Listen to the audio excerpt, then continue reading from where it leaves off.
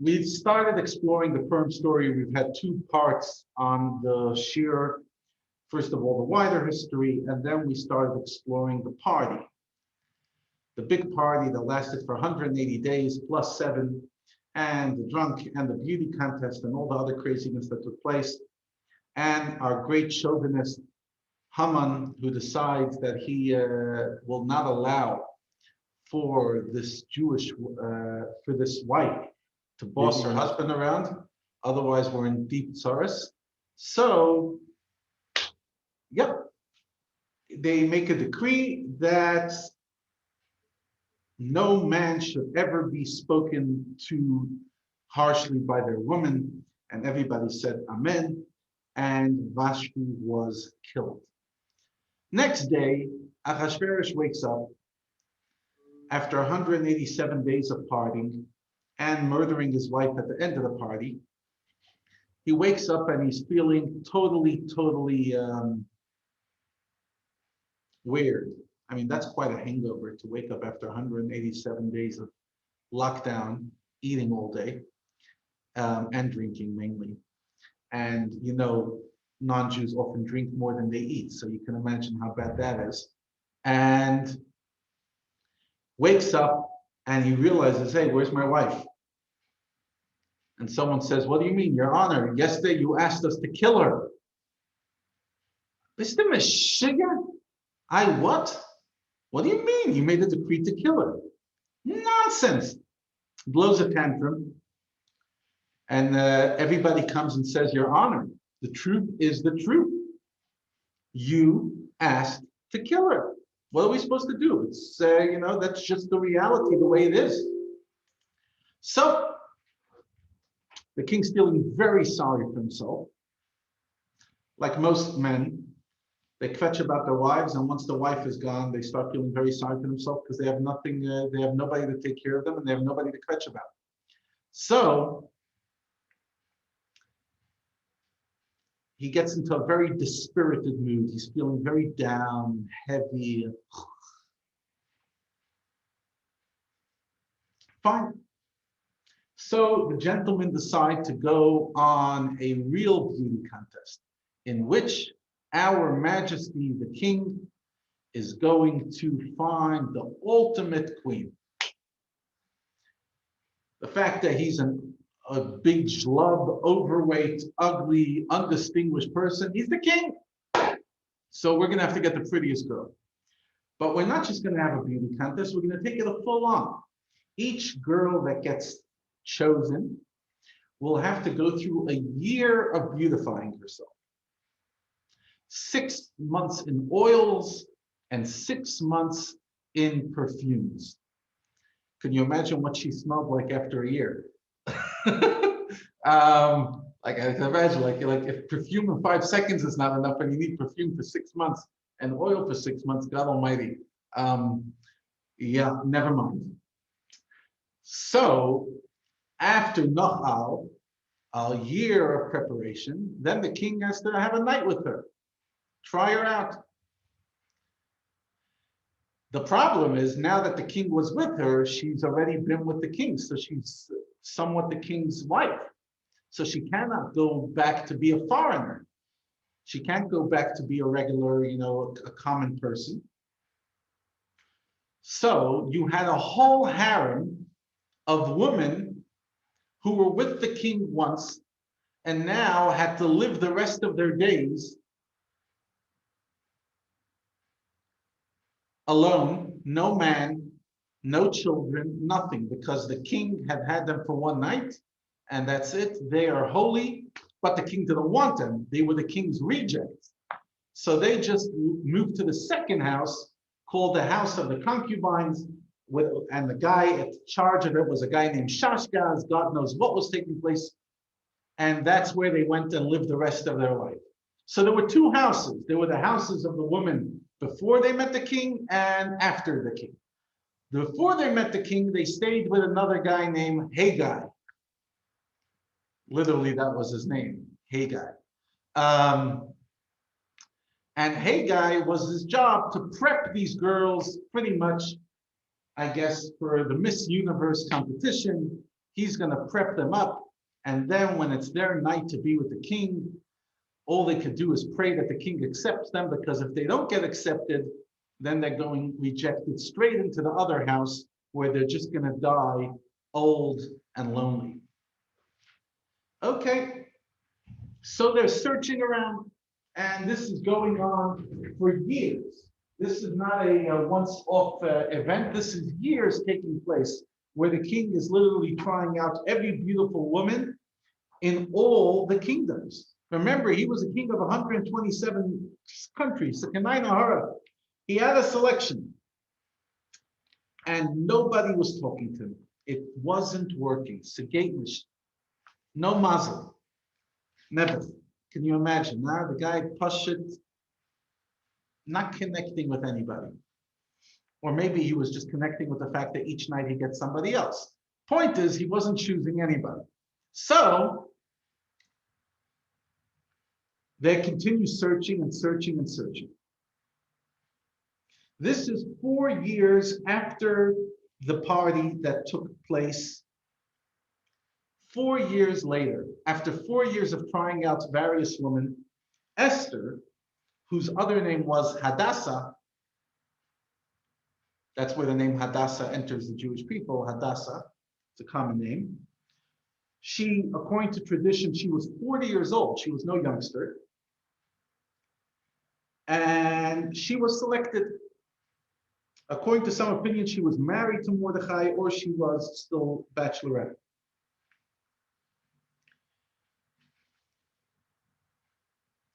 Now, from when Esther comes into the palace until she saves the Jewish people is a 5-year period. So the Purim story, just for you to understand context, Achashverosh made the party in the year 366 BCE.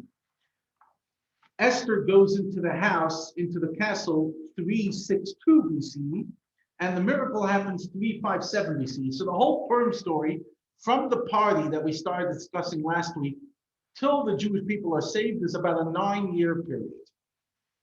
Okay, just to understand the context. So Esther's taken in against her will, but Mordechai tells her, obviously there's a destiny for you there. Don't fight it. Don't commit suicide. Just don't fight it. You need to be there.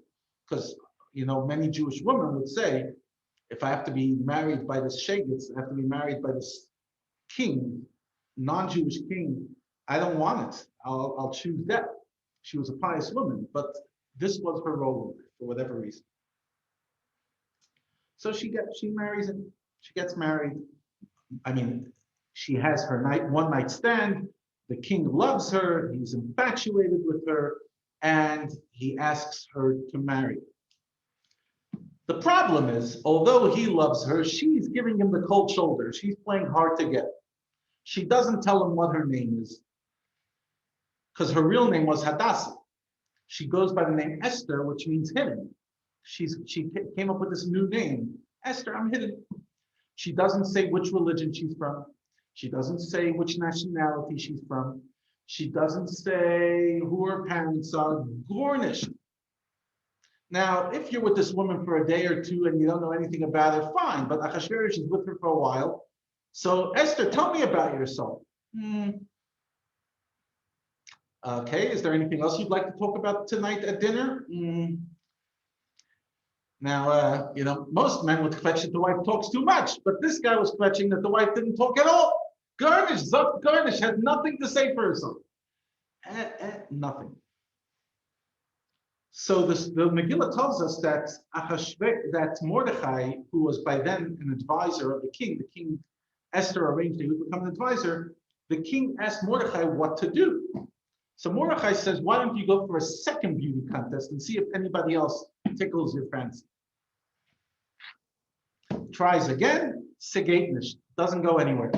So he's stuck with this woman who doesn't say a thing. Whatever, she chit-chats, but nothing personal. Fine. Not too long after, Mordechai, who, as I said, Esther arranged that he got a position in the kingdom. Jews were getting a lot of positions They were prestigious. Mordechai was one of the leaders of Sanhedrin. He was known to be very clever. So he became a judge in the court, which the court would hold, like, and advisors and judges. They would sit outside the king's gates and they would chat. They would, adjudicate various things that came up in the country. So one day Mordechai is sitting there and Mordechai listens and hears a conversation. Now, in order to be a member of the Sanhedrin, other than the fact that you had to be obviously knowledgeable in Torah, one of the other things that was quite interesting is you had to be knowledgeable of every major language of the time.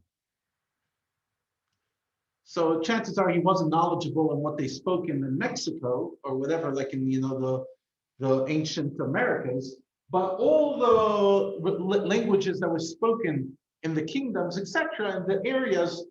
So you knew up about 70 languages. So he's sitting over there, and two guards who are not locals, but they were appointed as guards by the king, for the king, are having a conversation in a language called Tarshish, which was one of the languages of the time.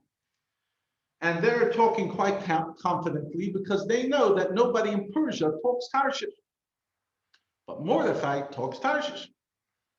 So what are they saying? They're coming and saying that Achashverosh is getting on their nerves. Could you imagine what kind of guy this was?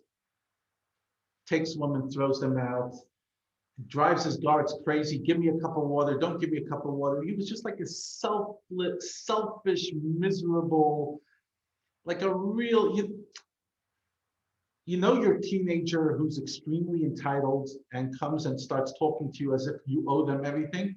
So he's a 50-year-old with that entitlement. Pretty much like every shul member. Yeah, so very entitled. No, just kidding. Feeling very entitled, they're very, like sikum there, and the guards are getting sick and tired. It's enough. So they say, you know what? Tonight they're going to get a poisonous snake and put it in his water. And when he comes and calls them at 2 a.m. for a cup of water, they'll give him a cup that has some poison inside. Mordechai hears that and says, this is my opportunity. I could get some favoritism with the king. So he calls Esther, sends a message to her. Esther comes out. He says, listen, Esther, I have information that the two guards who watch the king at night and are in charge of giving him drinks planned some scheme tonight. They're going to poison him. So she runs to Achashverosh, and Achashverosh says, what, how, what, where? She says, listen, Mordechai understands languages. He picked it up. So that night, Achashverosh is, sleeping and then wakes up and he wants a cup of water. He calls the guys. The names are Big Son and Seresh. By the way, quite interesting names. You have a guy named Haggai and Big Son. I mean, whatever. I'm not sure, it's just a bit of a strange group of people. So, Big Son and Seresh, they bring a cup of water. And Achashverosh says, you know what? Why don't you guys drink it? No, drink it. No. I'll take the second cup. They start, shaking. They spill the cup of water. Achashverosh says, okay, take me to where the can of water is, where the tank is. They go, and inside they see a snake. Scandal. Oh, can you believe it? What they try to do, they try to kill the king. So they take these two characters and they make a public execution and they hang them. And the king writes, he gets his scribe to write in the book of the king's chronicles that Mordechai, through his loyalty, saved the king's life. Mazel tov, get done, over. Things go back to normal. Esther is sitting by the dinner table, Zuck garnish, saying nothing. Mordechai is adjudicating outside. Meanwhile, there's this character named Haman. Now, Haman used to be a relatively low-level minister. He was actually the one that gave the advice to kill Vashti. But in those days, he was called Memuchan. And by the way, we're told that the reason he gave the name, he gave the advice to kill the king's wife is because he wanted his daughter to become the queen. That didn't happen. Esther was chosen, so him and Esther were not exactly best buddies. She stole his thunder. He was going to become the father-in-law of the king. And well, they weren't great friends. Anyways, Haman is a clever manipulator, and Achashverosh was as dumb as the wall, as the Talmud says, Melech Tipish, he was a total idiot. And him and Zuma would have gotten along. And Haman starts pushing himself into positions of power, slowly but surely. Achashverosh is handing him more and more power until he appoints him as prime minister. And pretty much, Haman decides to take this on a whole new level. If you think Donald Trump liked his narcissism, Haman was a whole different level. If he walked down the street, you had to bow to him. Wherever he went, how many times he went, you had to bow. And according to the commentaries, he had a big cross or whatever, not a cross because Christianity wasn't even born yet, but he had a big idol on around his neck, and everybody that would bow to him would also be bowing to his idol. And he made decrees and decrees, and Achashverosh didn't bother him. Whatever, Achashverosh is sitting and partying. Haman, do whatever you want. Leave me alone. Just make sure there's no wars. So Haman's getting more and more powerful. The problem is that Haman, he doesn't really hang around the Jewish areas. So he doesn't really see much of the Jews. But as I mentioned earlier, Mordechai sits by the king's gate. He's a judge. So each time Haman comes to work and leaves work, or goes for a spatzir, goes for a walk, there is Mordechai sitting, standing, shtuk, never bowing to Haman, nothing. Now, if you're the kind of guy that's a narcissist, the fact that the whole world is bowing down to you is not enough, because there's one guy who's not. To make matters worse, according to the Medrash, according to the commentaries, Mordechai and Haman had a long history before the Purim story. Many, many years ago, Mordechai and Haman were both generals or captains in the army. And at one stage, Haman didn't manage his food and drink well. So his soldiers and him started starving. So he came to Mordechai asking if he could give him some supplies. Mordechai said, what are you going to pay me? He says, I have no money. So Mordechai says, okay, commit that you'll be my slave once the war's over. Okay. But how am I going to commit? There's no pen and paper. There's no parchment. We're in the middle of a battlefield. So Mordechai says, write it on the bottom of my shoe. I, Haman, the son of Hamdasa, from the family of Agag, I am enslaved to Mordechai the Jew. Fast forward back to our Purim story. Each time Mordechai is not bowing, it's not only that he's not bowing, he's picking up his shoe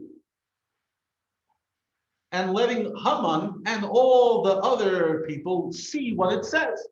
I, Haman, the son of Hamdasa, are a slave to Mordechai. Can you imagine? Chutzpah, this Jew. Who the world does he think he is? So Haman is festering. You know when somebody gets really angry and they just decide that they're going to go on a warpath? I'm sure you've met people like that. Once they get into they just go into a warpath and they just become tunnel vision. They have to take this man out. Thing is, Haman realizes that Mordechai is Jewish. And Haman was never really a big fan of these Jews. I mean, weird characters, too powerful in government. Daniel, and Mordechai, and other characters, too powerful, too almighty, very different. They have their own customs. They walk around self-righteously. So Haman says, you know what? Why aim to kill Mordechai if I could get the full package? I could take them all. One swipe.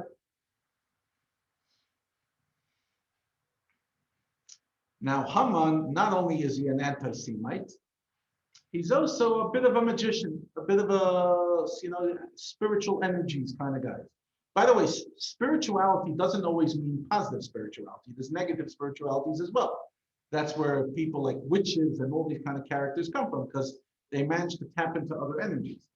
So he decides he's going to throw a raffle, a lot, L-O-T, a lot,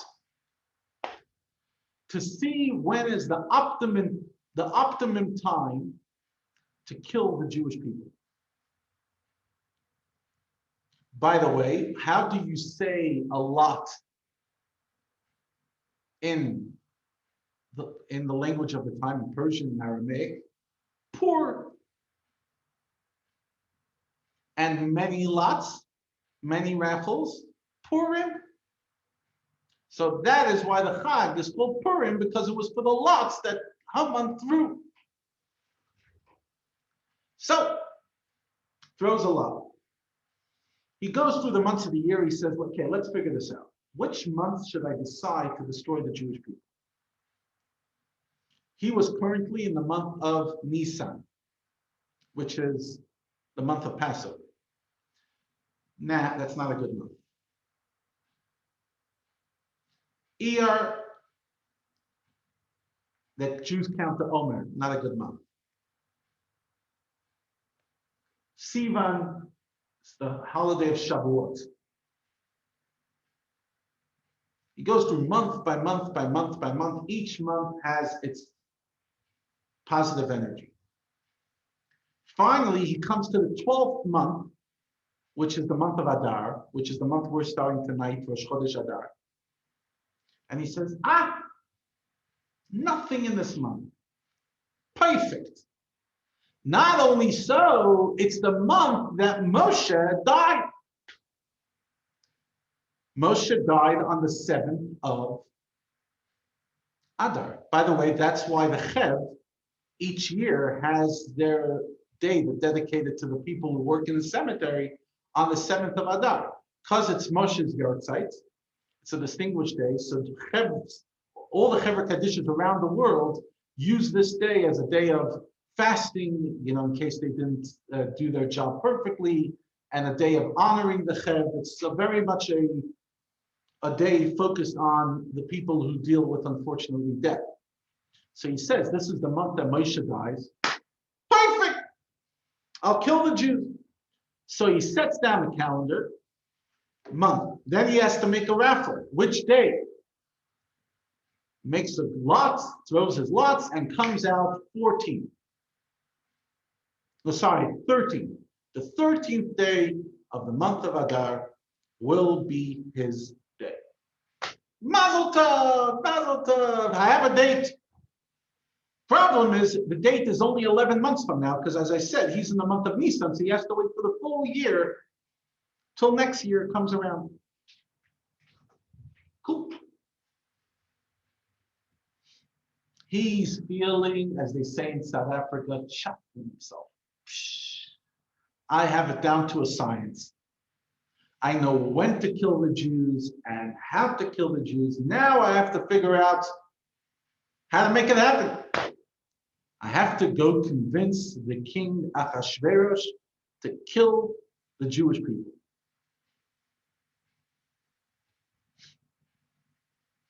How he goes about it, we'll continue next week.